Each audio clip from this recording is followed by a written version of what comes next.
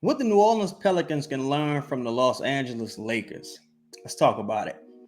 Los Angeles Lakers appeared to be dead on arrival this season. You know what I'm saying? It was rough. They turned down a deal for Buddy Hield and Miles Turner. Miles Turner, who is rumored to be untouchable right now, which is crazy considering how his last few seasons have gone.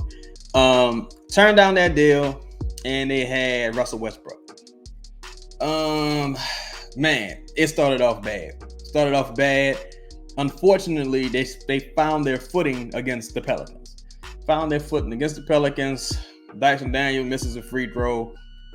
Brandon, he's out that game. Zion is still kind of working on his conditioning. It was just a bad outing. The Pelicans going to OT after Matt Ryan hits a game-tying three-pointer. Willie Green doesn't instruct the team to foul. It was just a clusterfuck. And the Lakers just kept getting lucky. Right? So one thing that I saw with the Lakers this year is, despite their injuries, they were even in the games they were losing, there was always something weird happening. Like the refs, like someone gets fouled, the refs don't call a foul. It's a turnover off someone's knee. There's something stupid happens. AD misses 2 free throws. It was just some goofy shit happening. But they were always in games. It was always very close. And once they rounded out the back end of that roster, they were able to take off and reach the Western Conference Finals, where they got their fucking teeth stomped in, rightfully so. But you saw a lot of guys that the Lakers were able to bring in, like Dennis Schroeder, professionals. You know what I'm saying? Even Wayne Gabriel, professional. Thomas Bryant, professional. Vanderbilt, professional. Now, these guys didn't contribute a lot in the playoffs in the later rounds, but they were guys that you added to the team that could help you survive those injuries during the regular season. AD goes down. Guy like Thomas Bryant and Wayne Gabriel, they step up. LeBron goes down. Lonnie Walker, Troy Brown, Dennis Schroeder, those guys step up. Austin Reeves was incredible all year. So you got to round out this roster with veteran players, high intelligence, high IQ players that just know how to contribute to winning. A guy like Garrett Temple is cool in theory, but he ain't got no game no more. But he's cool in theory.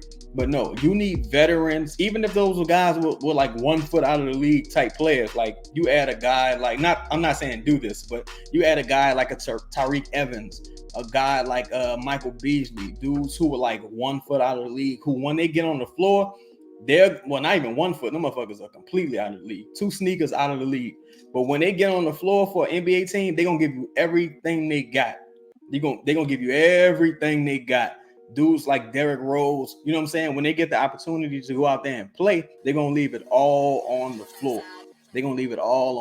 You need those hungry type players on this roster, like say Najee Marshall. But instances or like stretches of games where Najee Marshall was giving you could pencil Najee Marshall in for 16 points a game. That's not what you brought Najee Marshall in to do, but that's what he was able to contribute because he tries hard every night. He's a glue guy. He's an effort guy. You need guys like that during the lulls of the season. A lot of times the Pelicans come out lackadaisical. They don't get off the plane ready to play some nights. But you get some dogs, some dudes who live in paycheck to paycheck. They gonna come out there. They gonna bust their ass. You get a dude like Thomas Bryant who's fighting for a position in this league. You get another dude like Plumlee. I think it's Mason Plumlee. Dude, fighting for a position in this league. Dudes like that, they gonna go out there and they gonna give you effort. They not gonna mail it in. They not like really entitled because they're not making big money. You know what I'm saying? They're journeymen. They're fighting to stay in the league. Dudes like brother like Bruce Brown, due for a good payday, probably about to get that full MLE. Dudes like that. And ironically, the Lakers are looking at Bruce Brown. So guys like that, I really think are critical to the Pelicans' success because the Pelicans have a very top-heavy roster. There's not, we got some young guys on the back end that we still trying to figure out what they have to offer, like EJ, Carlo. I don't know, Kyra gonna be back. But you got young guys. But you need that professionalism. You need NBA seasoned players to help you survive during the dog days of the NBA. And I really think that's what the Lakers did with that Malik Beasley and Jared Vanderbilt trade that helped kind of put them over the top. They added D'Angelo Russell. It was just like the league just saved the fucking Lakers. Oh, they saved the Lakers. The Lakers looked like they was about to bottom out. But the crazy thing is, they look like that on paper. When you actually watch the Lakers games, again, the Lakers just looked like they were just lacking depth. And they managed to turn Russell Westbrook into a ton of depth, made it to the Western Conference Finals, and just pissed us off this year. Derailed the Pelicans season. But a message from our sponsors.